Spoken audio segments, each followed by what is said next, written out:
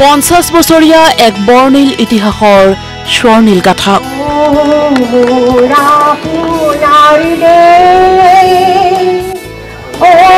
বৰাক উপত্যকাত সগৌৰৱেৰে জিলিকি থকা অসমীয়া মাধ্যমৰ একমাত্ৰ শিক্ষানুষ্ঠানৰ গৌৰৱোজ্জ্বল 50 বছৰ।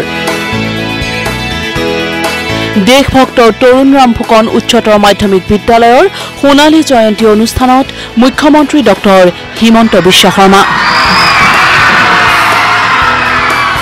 1972 চনতে বৰাক উপত্যকাৰ শিলচৰত ৰোপণ কৰা গছপুলিটো এজোপা বটবৃক্ষলৈ ৰূপান্তৰ হ'ল। চাওঁতে চাওঁতে দেশভক্তৰ তৰুণৰাম ফুকন উচ্চতৰ মাধ্যমিক বিদ্যালয়ে 5টা দশক অতিক্ৰম কৰিলে। আজিও নিজস্ব পৰিচয়েৰে বৰাক উপত্যকাত জিলিকি আছে উচ্চ শিক্ষাৰ অসমীয়া মাধ্যমৰ একমাত্ৰ বিদ্যালয়খন। কোনোবা যদি NRLৰ MD, আন কোনোবাজন চৰকাৰী চাকৰিয়াল, আন কাৰোবাৰ পৰিচয় অধিবক্তা, আন কোনোবাজনৰ পৰিচয় ৰাজনৈতিক নেতাৰ। নিজ বিদ্যালয়খনলৈ আহি সোণালী জয়ন্তীৰ বৰ্ণিল কাৰ্যসূচীত উপস্থিত থাকি সোণালী দিনৰ স্মৃতি সোঁৱৰিলে প্ৰতিষ্ঠিত প্ৰাক্তন শিক্ষাৰ্থীয়ে। বৰ ভাল লাগিছে। আমি ভাবা নাছিলোঁ যে এইটো পৰ্যায় পাবহি। আমি যেতিয়া পঢ়িছিলোঁ অৱশ্যে স্কুলখন এই অসম সাহিত্য সভাৰ য'ত এতিয়া কাৰ্যালয় আছে তাতে চলিছিলে। এইখিনি পিছত হৈছিলে। মই 1979তে ইয়াৰ পৰা যোৱা। মই ক্লাছ 3ৰ পৰা ক্লাছ 7লৈ ইয়াত পঢ়িছিলোঁ। কিন্তু সেইবিলাক মেমৰি কেতিয়াও মানে ইৰেজ নহয়, সেইবিলাক থাকি যায়। মই সঁচাকৈ আপ্লুত হৈছোঁ। এনেকুৱা এটা পৰ্যায় পাইছেহি, স্কুলখন ঠন ধৰি উঠিছে আৰু হোপফুলি স্কুলখনে তাৰ যিটো ধাৰাবাহিকতা সেইটো মেইনটেইন কৰিব পাৰিব আৰু মোৰ শুভেচ্ছা থাকিলে। 1984ত মই ক্লাছ 8ত ইয়াত মোৰ দেউতাৰ চাকৰি সূত্ৰত মই পঢ়িবলৈ আহিছিলোঁ। মোৰ সৌভাগ্য এই স্কুলতে মই পঢ়া শুনা কৰাৰ পিছতে মই শিৱসাগৰলৈ আকৌ গুচি গ'লোঁ। তাৰপিছত যি হওক মই আকৌ উভতি 1992ত মই দেশভক্ত তৰুণৰাম ফুকন গভৰ্ণমেণ্ট স্কুলত মই চাকৰি টিচাৰ হিচাপে মই জইন কৰিলোঁ। 2004ৰ পৰা মই হেড টিচাৰ হিচাপে আছোঁ। মই নিজে বেংগলী হৈ পেলাই অসমীয়া মিডিয়ামত পঢ়া। আগত আমি অফিচাৰৰ ল'ৰা ছোৱালীবোৰ চব কিন্তু অসমীয়া মিডিয়ামতে পঢ়িছোঁ।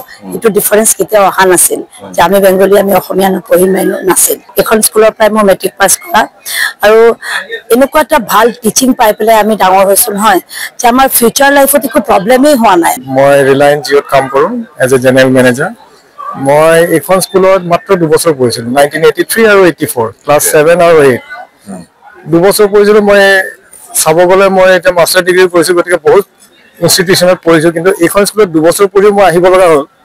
তাৰ কাৰণটো হৈছে কি ইয়াৰ যিখিনি পৰিৱেশ আছিল। বৰাক উপত্যকাৰ উচ্চ শিক্ষাৰ অসমীয়া মাধ্যমৰ একমাত্ৰ শিক্ষানুষ্ঠানখনৰ সোণালী জয়ন্তী বৰ্ষত উপস্থিত থাকি মুখ্যমন্ত্ৰীয়ে ৰোমন্থন কৰিলে পুৰণি দিনৰ স্মৃতি। দেশভক্তৰ তৰুণৰাম ফুকন উচ্চতৰ মাধ্যমিক বিদ্যালয়খনৰ বাবে গীত গাইছিল ভাৰত ৰত্ন সংগীত সূৰ্য সুধাকণ্ঠ ডক্টৰ ভূপেন হাজৰিকাই। বৰাকবাসীলৈ মুখ্যমন্ত্ৰীৰ অনুৰোধ, ভাষাৰ প্ৰতিযোগিতা পৰিহাৰ কৰি বৰাকতো পাতক অসম সাহিত্য সভাৰ অধিৱেশন, যাতে দুয়োটা উপত্যকাৰ ৰাইজৰ মাজত অধিক নিবিড় হয় সম্পৰ্ক। ভূপেন হাজৰিকাই এই বিদ্যালয়খনৰ যাতে সুন্দৰ গৃহ নিৰ্মাণ হ'ব পাৰে তাৰ বাবে তেখেতে নিজে ইয়াত সংগীত পৰিৱেশন কৰি বিদ্যালয়খনৰ ইতিহাসত এক গভীৰ ছাপ পেলাই থৈ গৈছিল। মই বৰাক উপত্যকাৰ ৰাইজক অনুৰোধ কৰিম, আমি আমাৰ ব্ৰহ্মপুত্ৰ উপত্যকাত যেনেকৈ সময়ে সময়ে বংগ সাহিত্য সভা অনুষ্ঠিত হয়, কেতিয়াবালৈ বৰাক উপত্যকাৰ ৰাইজেও আমাৰ বৰাক উপত্যকাত অসম সাহিত্য সভাৰ অধিৱেশন নিমন্ত্ৰণ কৰিব লাগে, যাতে আমাৰ দুইটা উপত্যকাৰ ৰাইজৰ মাজত সম্পৰ্ক আমি আৰু নিবিড় কৰিব পাৰোঁ। প্ৰতিযোগিতাৰ পৰিৱৰ্তে দুইটা ভাষাই পৰস্পৰক সহযোগিতা কৰি আমি আগুৱাই যোৱাৰ পথ মুকলি কৰিব পাৰোঁ। অসমীয়া মাধ্যমৰ বিদ্যালয়ক উন্নীত কৰিবৰ বাবে ৰাজ্য চৰকাৰে 4,000 কোটি টকা ব্যয় কৰিবলৈ ইতিমধ্যে আঁচনি হাতত লৈছে। বৰাক উপত্যকাৰ একমাত্ৰ অসমীয়া মাধ্যমৰ বিদ্যালয়খনৰ বাবেও সৰ্বতোপ্ৰকাৰে সহায় কৰাৰ প্ৰতিশ্ৰুতি মুখ্যমন্ত্ৰীৰ, যাতে অসমীয়া মাধ্যমৰ বিদ্যালয় ডন বস্কো কিংবা সেণ্ট মেৰিজতকৈ অধিক উচ্চ মানৰ হয়।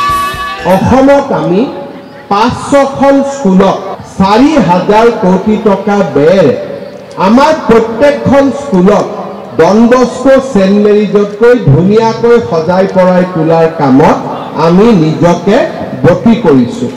মই ভাবোঁ দেশভক্ত তৰুণৰাম ফুকন বিদ্যালয়খনে বিদ্যালয় গৃহৰ লগতে হোষ্টেল আদি যদিও নিৰ্মাণ কৰিব বিচাৰে আপোনালোকে প্ৰস্তাৱ দিলে ইয়াৰ বাবে প্ৰয়োজনীয় আৰ্থিক সাহায্য ৰাজ্য চৰকাৰে প্ৰদান কৰিবৰ বাবে ব্যৱস্থা ল'ব।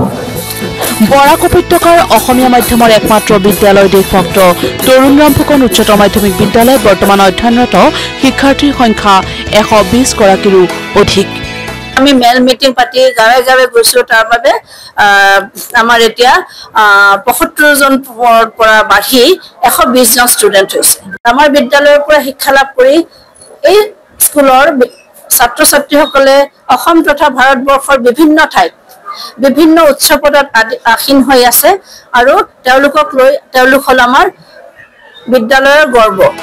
সকলোৱে আশা কৰে দুপদ্বীপে উন্নতি কৰক বৰাক উপত্যকাৰ একমাত্ৰ অসমীয়া মাধ্যমৰ এই বিদ্যালয়খনে। কেমেৰা পাৰ্চন জয়ন্ত দত্তৰ সৈতে শিলচৰৰ পৰা বিক্ৰম চৰকাৰ আৰু জাকিৰ হুছেইন লস্কৰ, নিউজ লাইভ।